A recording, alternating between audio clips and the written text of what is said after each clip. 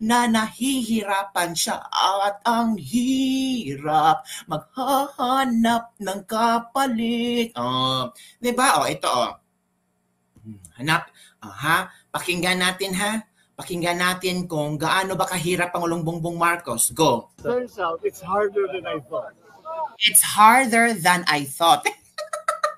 It's harder than I thought. Kasi akala mo, mabilis lang. Akala nyo, after you receive the resignation of VP Sara Duterte, ang bilis sumanap. Akala nyo, madali lang yan. Anong akala ni Sara Duterte? Anong akala ni Sara Duterte? Siya lang ba ang magaling? Ano ngayon? It's harder than I thought. Diba? It's harder than I thought. So ano ito? Tot-ek.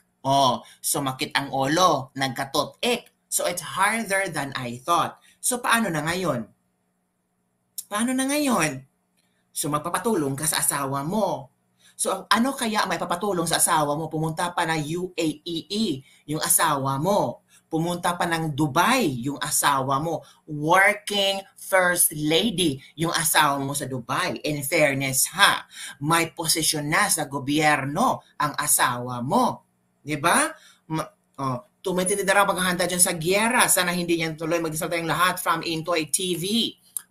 So let's continue ha. Pakinggan natin kung gaano ba kahirap Pangulong Bongbong Marcos. Okay, again. Go. Turns out it's harder than I thought. So because we have to absolutely get it right. So I'm giving myself more time. That makes it very hard for you. As I told you before, we have to see really what the DepEd needs. Of course, there are many calls for the new secretary to be an educator.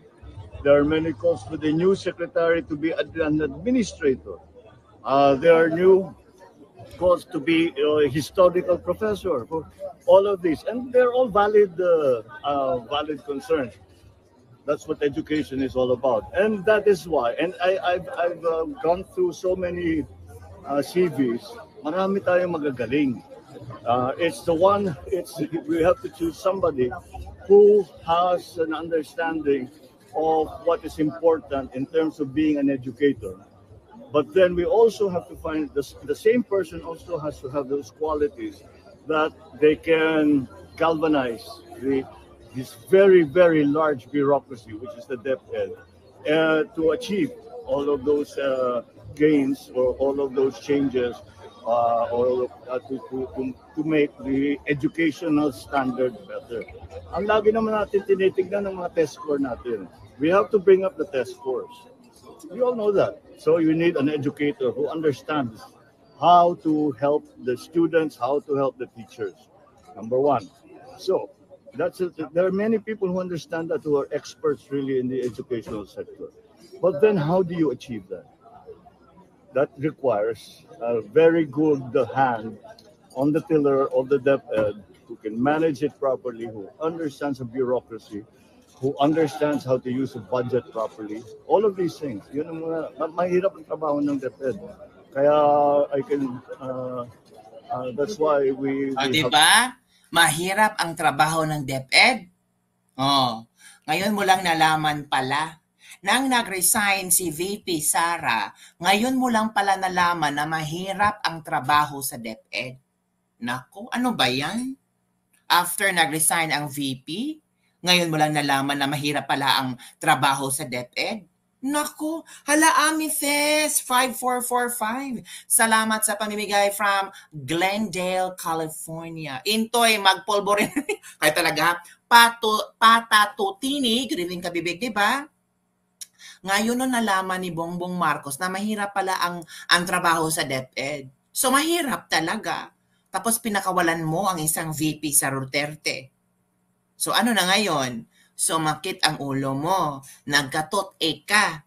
Paano yan? Harder than otot.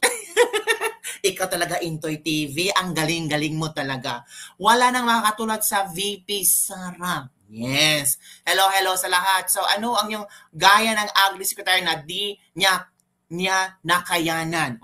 Puro na lang harder than I thought. Diba? From Willie Fuentes, bakit siya umalis bilang DepEd Secretary?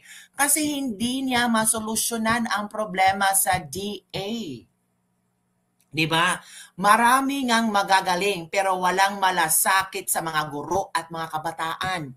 Only VP Sara ang may tunay na malasakit sa aming mga guro. Sa kay VP lang namin naramdaman na may secretary kami. Wow, grabe ito. Ito yung magandang komento, oh, from Nairob.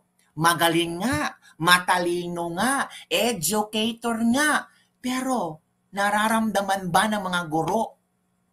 Ang gusto ng mga guro, malasakit.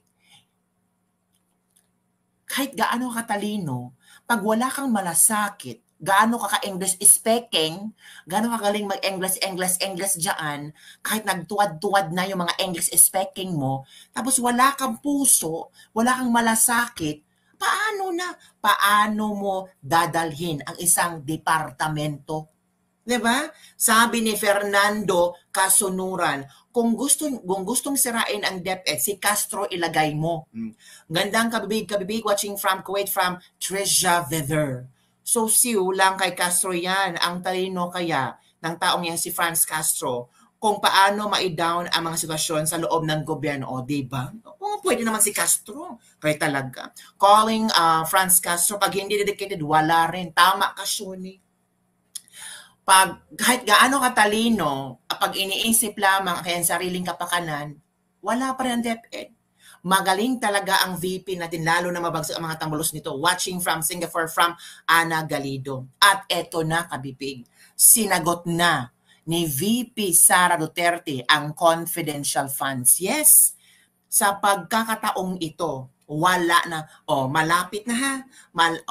Ito ha, ngayon ko lang naramdaman ha, na yung yung si VP Sara Duterte ay paalis sa DepEd, sinagot na niya tungkol sa confidential funds. Nako, iba talaga si VP. Oo, akala nyo lang hindi niya pinaghahandaan ang mga ginagawa niyong pagbaboy sa kanya ng panahong DepEd Secretary siya. Nako, sinagot na niya kung nasaan ang confidential funds. O, sa mga taong naghahanap sa confidential funds, isampal nyo itong sagot ni VP Sara Duterte. Mahiya kayo. Nagpapakalat kayo ng fake news tungkol sa confidential funds. Ngayon ang pagkakataon ni VP Sara, ilang taon siyang nanahimik tungkol sa confidential funds.